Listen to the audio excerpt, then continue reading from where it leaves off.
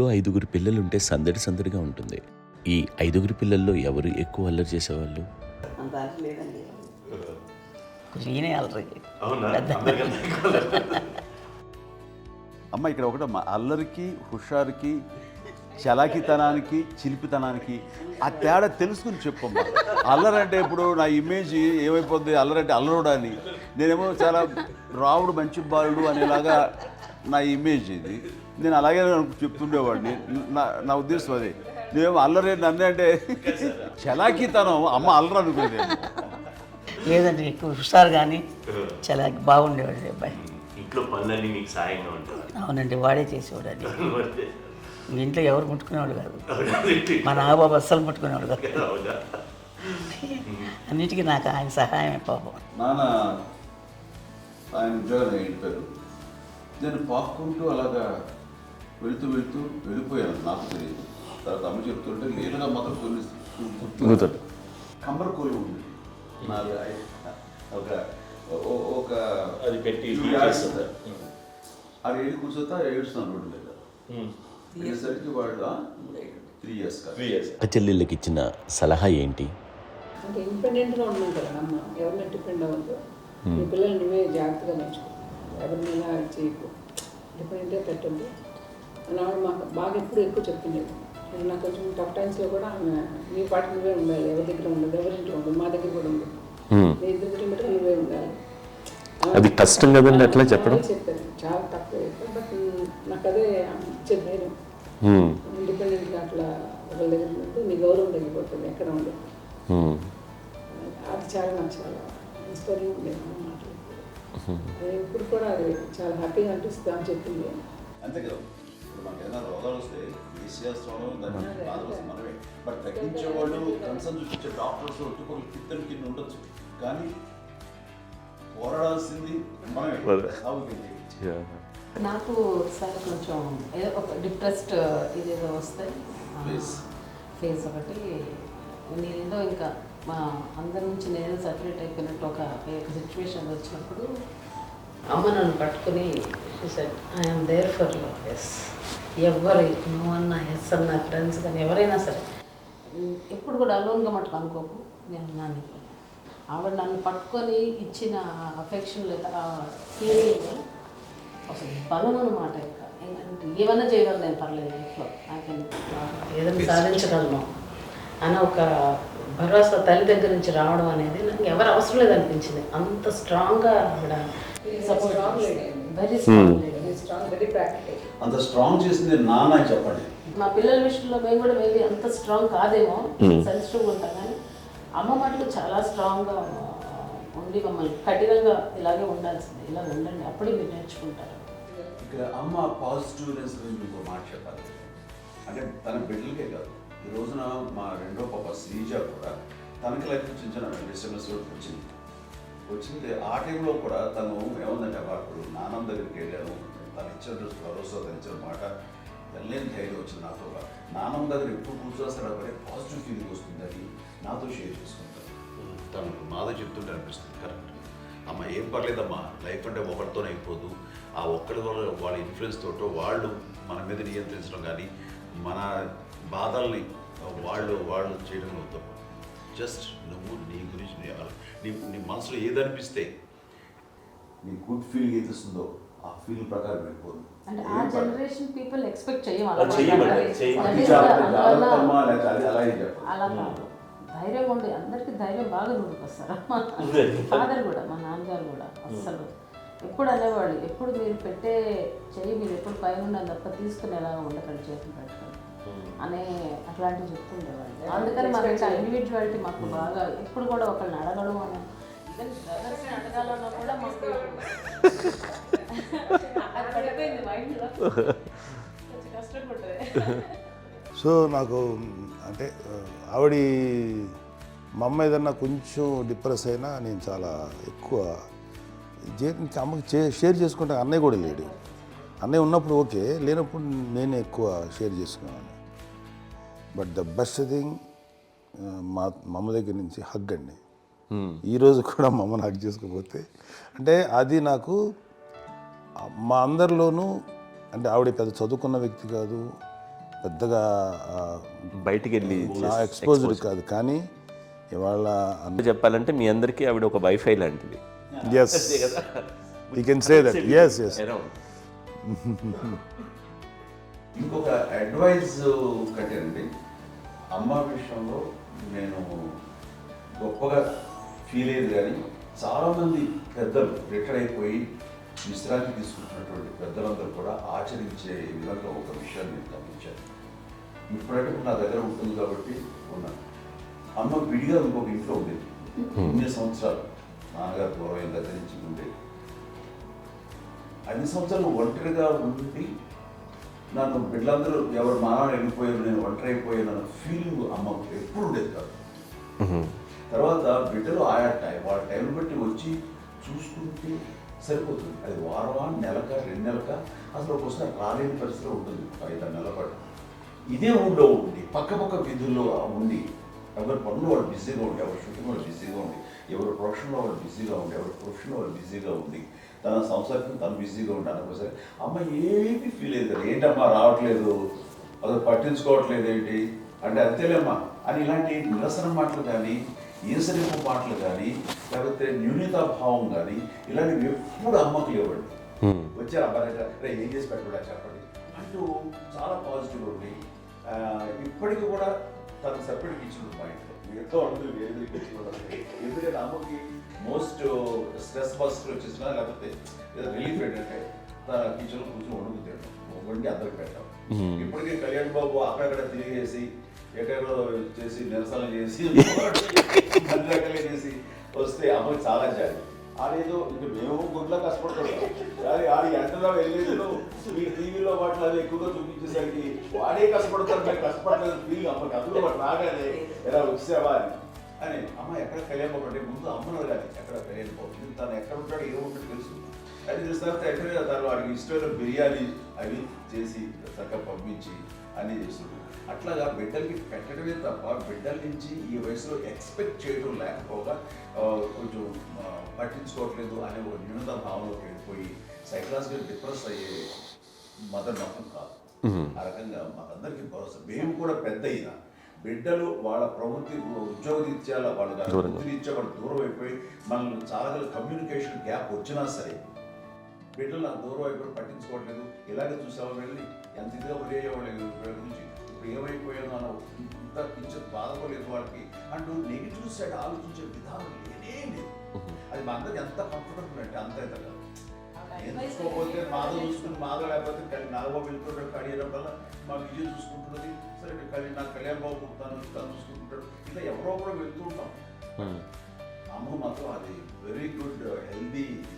నేను చాలా మంది తల్లిదండ్రులు చూశాను, వాళ్ళు చాలా ఇబ్బంది పడుతూ ఉంటారు, పట్టించుకోవట్లేదు, మేము అర్థం చేసుకోగలము కానీ వాళ్ళు వస్తే బాగుంటుంది కదా అనేది ఉంటుంది. ఫీల్ అవుతారు. అవును, అలాంటి ఫీలింగ్ ఏం లేదు. పైగా బిడ్డలు వస్తే వాళ్ళకి ఏం చేసి పెట్టాలా అనే ఆలోచన. అది వెరీ హెల్దీ. చాలా మంది ఆచరించాల్సిన గొప్ప విషయం. చిన్నప్పుడు అన్ని ఆనందాలేనా, మర్చిపోలేని దుఃఖాలు కూడా ఏవైనా ఉన్నాయా? అమ్మ చెప్పాలంటే ఓపికకి, గృహిణిగా తన బాధ్యతలు నిర్వర్తించడానికి అండ్ అన్ని రకాలుగా టేకింగ్ కేర్. దీనికి ఒక మంచి ఉదాహరణ నేను చెప్పగలను. అది తలుచుకోవడం నాకు చాలా ఉద్యోగంగా ఉంటుంది, నాకు చాలా కంటితలు వచ్చేస్తుంది. అమ్మకి మేము 5 బిడ్డలు అండ్ పురిట్లోనూ 1 year పెరుగో, 2.5 years పెరుగో. నెక్స్ట్ రిచువల్స్ ఎలా చేయాలో, పెంపకం ఎలా చేయాలో తెలియదు. అందరూ చిన్నపిల్లలే. తను చిన్నది, మిగతాందరూ పరిసరులే. సో అలాంటి పరిస్థితుల్లో కమ్యూనిటీ వచ్చిన చుట్టుపక్కల వాళ్ళు వీళ్ళు వచ్చి చేయాల్సిన కార్యక్రమాలు చేశారు. ఆ సమయంలో నాకు ఎక్కడో కమ్యూనికేట్ చేసి డిపార్ట్మెంట్ ద్వారా నాన్న వచ్చేసరికి అన్నీ అయిపోయింది. ఇప్పటికీ నాకు ఇంటిదగ్గర మేము ఇలా ఎన్ని పురుషులు ఎన్నుకుంటున్నామంటే ఎలాంటి ఇది లేకుండా జాగ్రత్త అనే ఒక హెచ్చరికలాగా చేస్తూ అండ్ పంపించాలని సపోర్ట్ చేసి అండ్ ఇప్పుడైతే నా మీద ఎంత నమ్ముకుంటే నేను ఏ నిర్ణయం తీసుకున్నా మరో అండ్ తనకి హాస్పిటల్ పెద్ద ఫోబియా. నేను ఎక్కడికి వస్తాను హాస్పిటల్ రాను. ఈ మధ్యకాలంలో సరే అమ్మకి మోకాల ఆపరేషన్ జరిగింది. అమ్మను కొంత బాధపడుతున్నావు, అసలు ఈ రోజున వచ్చిన మెడికల్ అడ్వాన్స్మెంట్ నీకు అసలు ఏ బాధ తెలియకుండా మోకాల రీప్లేస్ చేస్తారు అని వీళ్ళందరూ చెప్పాలి భయపడుతున్నారు. అదే అబద్ధం అండి. అది అన్నయ్య నన్ను గౌరవంగా మాట్లాడుతున్నాడు కానీ అన్నయ్య అవుట్ ఆఫ్ ప్రొటెక్షన్ మాట్లాడుతున్నాడు కానీ అవుట్ ఆఫ్ మాట్లాడుతున్నాడు కానీ అసలు ఎప్పుడు ఏ పని చేయలే. లేదు నిజం ప్రామిస్ అండి, ఏ పని చేసేవాడు కాదు. మా ఇద్దరికి మధ్యలో పాపం అన్నయ్య చాలా పని చేసేవాడు. ఎంత పని చేసేవాడు, నేను ఇచ్చిన తర్వాత మళ్ళీ నాకు ఏదైనా చిన్న పని చెప్తే అది కూడా నువ్వే చేయనివ్వండి. ఆ కోపం వచ్చి ఒకడు కొట్టేవాడు, కొడితే కోపం వచ్చేది తప్ప నేను వెళ్ళేవాడిని కాదు. అమ్మకి ఎప్పుడు ఏంటంటే ఒక ఇదే పని చేయడని, అంతే. నిజంగా ఏ పని చేసేవాడిని కాదు. అవునా?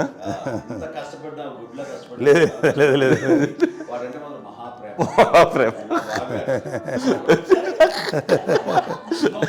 నేను చూస్తున్నాను దగ్గర ముందు పెట్టినావు ఆర్టిస్ట్ కాబట్టి వ్యక్తీకరించిన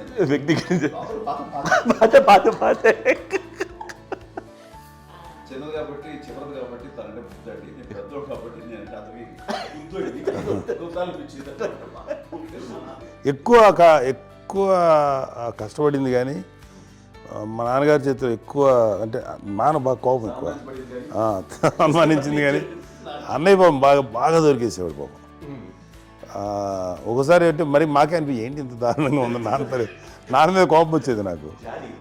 నాన్న మీద కోపం వచ్చేది, ఆయన చేసి బాధ అనిపించేది. అమ్మాయి ఏమనేది కాదు. సరే అయినా సరే ఎప్పుడు కూడా పోనీ అంది చేసినా మళ్ళీ తను హైపర్ యాక్టివ్ అన్నయ్య ఫుల్.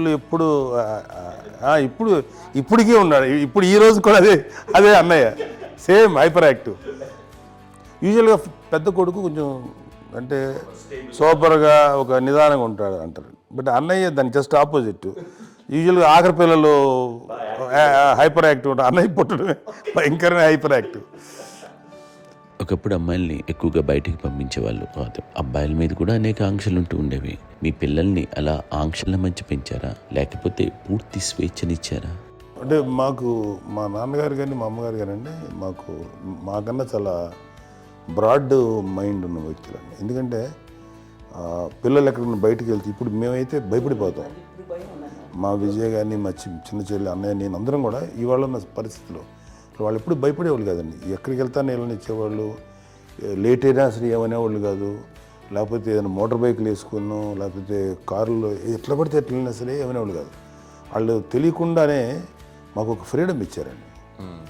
సో దట్ అదే ఆ ఫ్రీడంలో భాగమే అన్నయ్య కానీ ఇండస్ట్రీకి వెళ్ళాలంటే కూడా ఒక వ్యక్తి ఒక కొడుకు ఒక గొప్ప కెరీర్ని పర్సూ చేసుకుంటూ వెళ్తున్నప్పుడు నాన్నగాని అమ్మగానే ఓపెన్ మైండ్ తోటి అసలు నువ్వు వెళ్ళినా ఎంతకాలం వెళ్తావు, నువ్వు ప్రయత్నించని చెప్పి అలా వదిలేశారండి.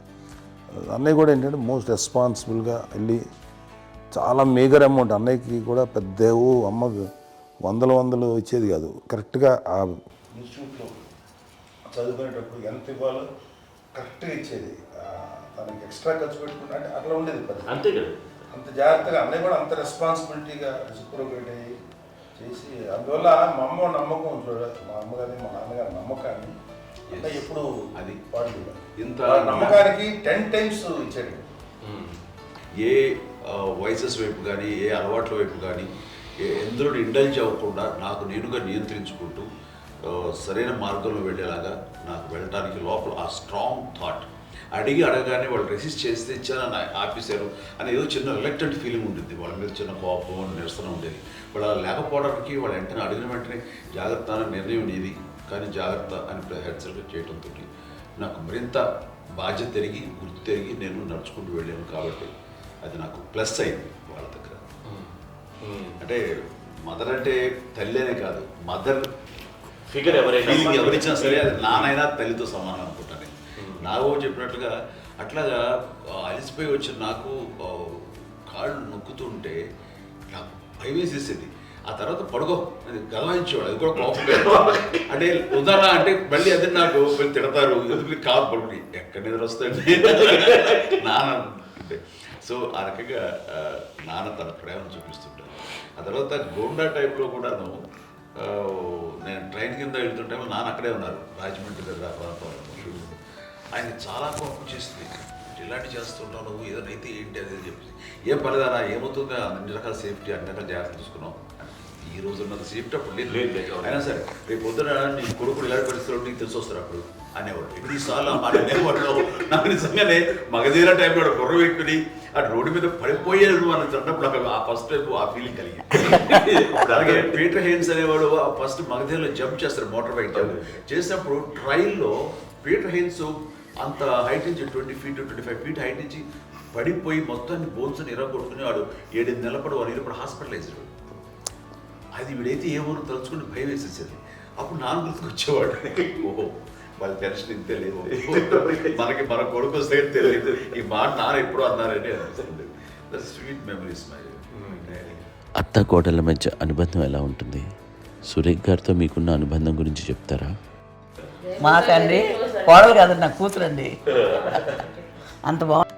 మీది ఒక అందమైన ఉమ్మడి కుటుంబం, అందరూ కలిసి ఉంటారు. ఇంత ఆనందంగా ఉండడానికి కారణం ఏంటి? దీనికి పునాది ఎవరే వేశారు? మా నాన్నగారి క్వాలిటీ నేను ఎగ్జాంపుల్ చెప్పగలను. అమ్మ వాళ్ళ ఇంట్లో పెద్దది, వాళ్ళ నాన్నగారు అంటే మా తాతయ్య గారు ప్రొహిబిషన్ డిపార్ట్మెంట్లో సిఐగా ఎస్ఐగా. అమ్మ కాకుండా 4 బిడ్డలు, అమ్మ తర్వాత అబ్బాయి తర్వాత 3 ఆడగారు. వాళ్ళు ఏంటంటే రాకరావడి నాగబాబు కంటే కూడా చిన్నవాడు. అది ఆ వయసు అంత చిన్నవాడు. అమ్మ మా పిన్నమ్మలు నాకంటే చిన్నవాడు. అలాంటి పిన్నమ్మల్ని ఆయన వీళ్ళ నాగ చనిపోయిన తర్వాత తన ఫ్యామిలీ అంతగా నాన్న పెంచారు. నాన్న కూడా అరాకురా శాలరీ మీద బతికేదే తప్ప కూడా కాదు. సో తనకు మిగిలిన దాంట్లో మళ్ళీ ఆ ఫ్యామిలీని చూసుకోవడం, మా అమ్మమ్మని చూసుకోవడం, వాళ్ళ మంచి చెడు చూసుకోవడం. వాళ్ళకు ఇల్లు మాత్రం ఉంది మొగల్తూరులో. ఆ ఇంట్లో వాళ్ళు అద్దెకు వస్తే ఆ కొంచెం డబ్బు నానిచ్చే డబ్బు, అక్కడ పొలం కొనిచ్చారు, ఆ పొలం మీద ఇచ్చే డబ్బుతోటి అంతా బాగా చూసుకోవాలి తన ఫ్యామిలీ లాగా. కాబట్టి నాన్న ఫస్ట్ సూత్రధారి.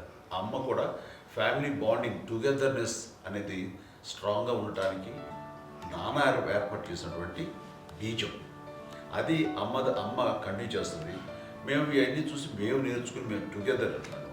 అందునే we are very rich in terms of emotional bonding. ఇప్పటికే ఎవరికి ఏ కష్టం వచ్చినా, ఎవరికి ఏది ఇబ్బంది వచ్చినా సరే మొత్తం అందరం గురిపోతాం. ఏ లెవెల్గా వెళ్ళిపోయి మోర్ సపోర్ట్ చేస్తాం. అంటే వీ డోంట్ ఎక్స్పెక్ట్ ఇంకే అంతమంది ఏముంటుంది ఒకరినొకరు భరోసా. అది మా ఫ్యామిలీ మేము వెరీ స్ట్రాంగ్ అని చెప్పాలి. పెద్దవాడు కాబట్టి అవకాశం నాకు వచ్చింది కాబట్టి అమ్మ ఇది ఎప్పుడు ఎవరు కొన్ని విషయాలు నాగబాబు సపోర్ట్గా ఉంటాడు. నాగబాబు ఉండి వాడు ఉంటే భరోసా.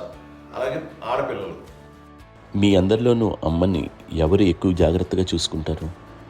ఎందుకంటే ఎగ్జాక్ట్లీ మేము కూడా గమనించలేని సున్నితమైనటువంటి ఇష్యూస్ లైక్ హెల్త్ విషయం కానీ, అమ్మ మూడు కానీ, అన్నయ్య ఎంత క్యాజువల్ ఎంత బిజీ ఉన్నా ఒక అమ్మాయి ఉంటుంది.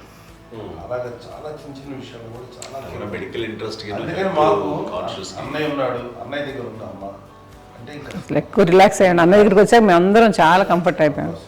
ఎప్పుడు ఎవరు కొన్ని విషయాలు నాగబాబు సపోర్ట్గా ఉంటాడు. నాగబాబు ఉండి వాడు ఉంటే భరోసా. అలాగే ఆడపిల్లలు ఇట్లా ఒకరినొకరు అండి కాంప్లిమెంటింగ్ టు ఈచ్ అదర్ అండి. అవి ఒక్కరు కాదండి, అది వాళ్ళు ఆమె చూపించే ప్రేమగా నేను చెప్పగలను. కానీ బట్ దీని అందరూ సూత్రధారి నాన్న తర్వాత అది అమ్మ మెయింటైన్ చేస్తుంది. ఇప్పుడు అమ్మ నా ఇంట్లో ఉంది అంటే మనవాళ్ళు వస్తారు, మనవాళ్ళు వస్తారు, ఆడబిడ్డలు వస్తారు, వీళ్ళ బిడ్డలు వస్తారు, ఇల్లు ఎప్పుడు కలకలాడతారు అమ్మ. అది మేమందరం ఆచరిస్తుంటాం పండగలకి పబ్బాలకి. అది నిన్న మొన్న నాగబాబు వచ్చి చాలాసేపు కూర్చున్నాడు. నేను ఇంట్లో లేకపోయినా వచ్చి నాగబాబు కూర్చొని టైం స్పెండ్ చేసి వెళ్ళిపోతుంటాడు. అలాగే చెల్లెలు ఇద్దరు ఆల్మోస్ట్ వాళ్ళకి మీరు ఇచ్చే సలహా ఏంటి? కలిసి ఉంటే బాగుంటుందండి. పిల్లలు తల్లి కలిసి ఇంకా అక్క చెల్లెలు తమ్ముడు అందరూ కలిసిమెలిసి ఉంటుంది. అన్నీ అంతా సంసారం నిలబడుతుంది. లేకపోతే ఏముందండి ఇక్కడ వెళ్ళిపోతారు, విడిపోతే ఇక్కడ ఎవరు వాడు అంతే. ప్రేమలు ఇప్పుడు లేవండి, తగ్గిపోయింది. మెకానికల్ చాలా మటుకు ఏదో ఇంకా వాళ్ళ పనులు చేసుకోవడం ఏదో జరిగిపోతూ ఉంది అనుకోండి. అంత ప్రేమలు ఎక్కడ లేవండి ఇప్పుడు ఈరోజు. అంటే ఒకప్పుడు ఒకళ్ళకి ఇంకొకళ్ళు భరోసాగా ఉండేవాళ్ళు. అంటే అందరూ కలిసి సపోర్ట్గా ఇది చేయడం. ఎందుకంటే వీళ్ళ పెద్దనాన్నగారి పిల్లలు కూడా ఆయన చూసేవారు. మా నాన్నగారు అన్నయ్య గారు నాన్నగారు వాళ్ళ బిడ్డలు కూడా వాళ్ళ ఇక్కడే బిడ్డలు కూడా ఉన్నారు. నేనే పెళ్లి చేశాను. వాళ్ళు కూడా అమ్మాయి వాళ్ళకి కనిపించింది. ఎన్ని ఆస్తులు వచ్చాయి ఫిజికల్గా అనే దాని మీద కంటే కూడాను ఇవి ఆస్తిగా తీసుకుంటూ నేను విలువ ఎరిగి గుర్తెరిగి దాని ప్రభావం తెలుసుకుని అది కనుక మనం ఇచ్చిపుచ్చుకుంటే ఫ్యామిలీలో అంటే దాని మించిన ఉంటుంది. మా చెల్లెలు కూడా వస్తుందని అనుకోవట్లేదు, సూర్య కూడా ఉంటుందని నేను అనుకోవట్లేదు. అలాంటి గొప్పగా ఇది అండ్ ఆ రకంగా షీఈ్ వెరీ చాలా గొప్ప జన్మ. అమ్మకి చిన్న మానసికంగా చిన్న ఏదో ఒక డిప్రెషన్ అది వచ్చింది. ఏదో నాన్న గుర్తుకొచ్చో, నాన్న లేరనో, లేకపోతే వాళ్ళ అమ్మగారు కూడా అదే టైం చనిపోయారనో, తన దగ్గర ఉంటారు ఏదో ఉన్నప్పుడు మేము అందరం సపోర్ట్గా ఉండి రామకున్నా నా దగ్గర ఉందిగా అని చెప్పేసి అప్పట్లో అమ్మ వేరేగా ఉంది. ఉన్నప్పుడు ఒకటే మాట అన్నాను, అమ్మ నీలాంటి గర్భం అంటే అంజనమ్మదే గర్భం అని బయట ఎన్నోసార్లు నా ఫ్రెండ్స్ కానివ్వండి, బయట కానివ్వండి, కొన్ని సందర్భాల్లో మీటింగ్లో కానివ్వండి, స్పీచెస్లో కానీ అన్నవాళ్ళు ఎంతోమంది అన్నారు. వాళ్ళ మాట అంటే రీజన్ తెలుసా నీకు? కోటాను కోటల్లో ఎంతమంది తల్లులకు నీకు వచ్చిన అదృష్టం, నీకు లభించినటువంటి గౌరవం లభిస్తున్నాం. బిడ్డలు ఎంతోమంది చేత కొనియాడబడుతున్నారు, ఎంతోమందికి సహాయపడుతూ ఆ రకంగా వాళ్ళందరి యొక్క ఆశీస్సులు పొందుతున్నారు. కానీ ఎంతోమందికి నిరంతరం హెల్ప్ చేస్తూ వాళ్ళ ఇది చూసుకుంటున్నారు. అవి ఆ భగవంతుడు మీరు చేస్తున్న పూజలో ఉన్న ఆ భగవంతుడు మన నెక్స్ట్ తరాలకు కూడా మనకి ఇలాంటిది వారసత్వంగా ఇస్తూ అదే రకంగా కొనసాగించేలాగా మాకు అదృష్టాన్ని ఇచ్చారు. ఇంతమంది ఎవరు నీ నుంచి వచ్చిన వాళ్ళే, నీకు నీ ఎంత గొప్ప గర్భం, ఎంత గొప్ప జన్మ ఇది. వాటికి నువ్వు ఇలా అవడం ఎంతసేపు ఇది హై లెవెల్లో ఉండాలి ఫీలింగ్స్గా నువ్వు కానీ. అంతే నువ్వు ఇలాగా కుంగిపోవడం ఏంటమ్మా చెప్పినప్పుడు ఇది నీది కాదు, నాది కాదు, నువ్వు నమ్ముకున్న భగవంతుడు నీకు ఇచ్చింది అనుకుంటావు కదా. నువ్వు ఆ భగవంతుడి కృతజ్ఞత తీర్చుకోలేక ప్రతిరోజు ఆయన ధ్యానించు, ఆయన పూజలో ఉండు, నీకు ఆయనే ధైర్యం ఇస్తాడు. అంతేగాని నువ్వు నెగిటివ్ సైడ్ ఆలోచించుకోమ్మా. మా అందరికీ పాజిటివ్నెస్ ప్రివైల్ చేసిన దానివి, ఇచ్చిన దానివి, అందించిన దానివి. అలాంటి నువ్వు నెగిటివ్ వైపు వెళ్ళిపోకూడదు అంటే అంతే. మళ్ళీ అటుపక్క ఎప్పుడు గెలలేదు. ఆంజనేయ స్వామి భక్తి ఆయనలో ప్రవేశపెట్టి చెప్పాలంటే ఆయనకి నేనే నేను నన్ను దేవుడు ఇంట్లో నేనే ఇంట్రడ్యూస్ చేశాను. నానంత ప్రగాఢంగా నమ్మి ఆయన దానివల్ల లబ్ధి పొందారు. ఆయన అందులో మమ్మల్ని మించిపోయే స్టేజ్కి వెళ్ళిపోయారు. ఆయనతోటి ఆంజనేయ స్వామితో ఇంటరాక్ట్ అవుతూ అట్లా ఆయన నమ్ముకుంటుంది. ఆయన నానంటారు అంతా నా గురువు, నా పెద్ద కొడుకు పెద్దోడే. గురువు